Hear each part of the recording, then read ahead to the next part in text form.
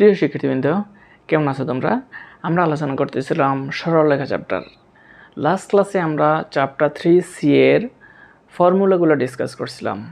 আজকে আমরা ওই চ্যাপ্টারই ম্যাথ সলভ করব।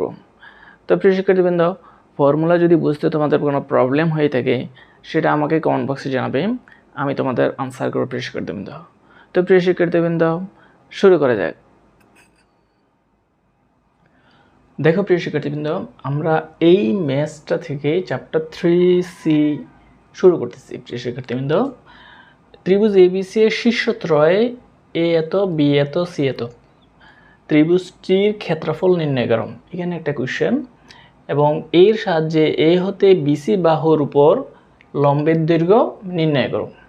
তাহলে দুইটা ক্লু চেয়েছে আমাদের কাছে। আমরা প্রথমে ক্ষেত্রফল নির্ণয় করব, তারপরে লম্বের দৈর্ঘ্য নির্ণয় করব। তো এখন আমরা ত্রিভুজের ক্ষেত্রফলটা আমরা বের করি। ত্রিভুজ, দেখো এখানে ABC, ত্রিভুজ ABC এর ক্ষেত্রফল, ABC এর ক্ষেত্রফল কত? হাফ ইন্টু, দেখো 5, 6, এখানে 5, 6 বসাও। 5, 6 মাইনাস 9, 1 মাইনাস 3 মাইনাস 1 এবং 1, 1, 1 এত। হ্যাঁ, এটাকে আমরা নির্ণায়ক যেভাবে করে সেভাবে আমরা এখন বের করব। বের করলেই আমাদের ক্ষেত্রফলটা চলে আসবে। এখানে লিখতে পারো এত বর্গ একক, বর্গ একক। এখন দেখো হাফ ইন্টু 5 যখন আমি নিব 5, তখন এই রো এবং এই কলাম ক্যান্সেল, তাহলে 1 মাইনাস মাইনাসে প্লাস 1, এখানে একটা সেকেন্ড ব্র্যাকেট দিই, মাইনাস 6, এই কলাম এবং এই রো ক্যান্সেল, মাইনাস 9 মাইনাসে প্লাস 3 প্লাস 1 যখন নিব এই রো এবং এই কলাম ক্যান্সেল, তাইলে 9 মাইনাসে প্লাস 3, এরকম একটা জিনিস আসতেছে। দেখো, তাহলে এটাকে যদি আমরা আর একটু ক্যালকুলেশন করি, 10 মাইনাস 36 প্লাস 12, তাহলে কত আসতেছে? দেখো, হাফ ইন্টু 46, 56, 58, তাহলে কত আসতেছে? ইকুয়াল টু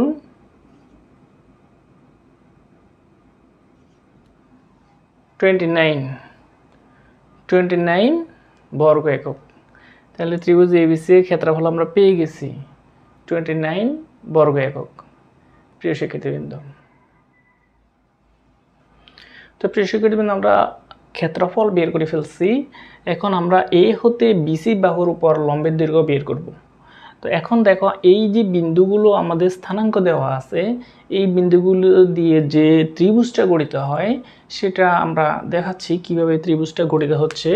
আমরা একটা y অক্ষ এবং দিস ইজ x অক্ষ ড্র করলাম। ড্র করে মনে করো A5, 6, 1, 2, 3, 4, 5, 1, 2, 3, 4, 5, 6, মনে করো এই বিন্দুটা এখানে A5, 6। B হচ্ছে -9, 1, তাহলে 1, 2, 3, 4, 5, 6, 7, 8, 9, -9, 1 এখানে মনে করো, এখানে মনে করো আমাদের B বিন্দুটা আছে, এবং C বিন্দুটা হচ্ছে -3, -1, তাহলে -3, -1 এখানে মনে করো আমাদের C বিন্দুটা আছে, -3, -1। তাহলে আমরা বিন্দুগুলো যদি যোগ করে দিই তাহলে দেখো এরকম একটা ট্রায়াঙ্গেল গঠিত হচ্ছে, ABC ট্রায়াঙ্গেল গঠিত হয়ে গেল। এখন এ হতে বিসি বাহুর উপর আমরা একটা লম্ব ড্র করি। মনে করো এখানে আমরা একটা লম্ব ড্র করলাম বিসি বাহুর উপরে, এটার নাম দিলাম আমরা এডি।